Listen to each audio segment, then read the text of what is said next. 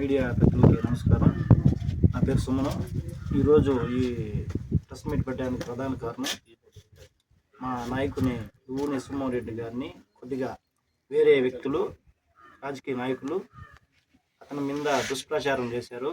అదేంటంటే శివాలయం భూమిని 7 ఎకరాల 12 సెంట్లు అతను అమ్మినట్టు ఇటీవల ప్రెస్లో చూసాము.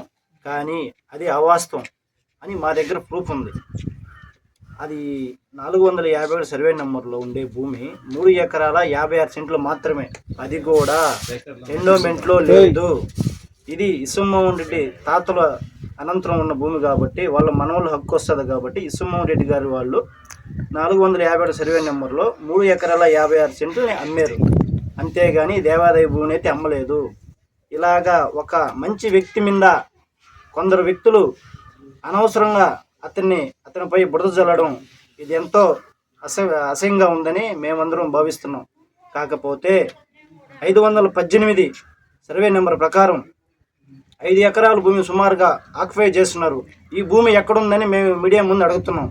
అదేవిధంగా 283 సర్వే నెంబరు 2 ఎకరాల 20 సెంట్లు చెన్నకేఎల్ స్వామి భూమిని అమ్మేస్తున్నారు. అది ఎవరు అమ్మారు? ఈ భూమి ఎక్కడుంది? ఇలాంటివన్నీ మాకు కావాలని ఈరోజు మేము మీడియా ముందు మాట్లాడుతున్నాం. కానీ ఇసుమ్మోహన్ రెడ్డి గురించి మంచి వ్యక్తి గురించి మాత్రం ఇదే విధంగా రిపీట్ అయితే ఒక్కొక్కరికి వేరే విధంగా ఉంటుందని ఈరోజు మీడియా ముందు చెప్పదలుచుకున్నాం.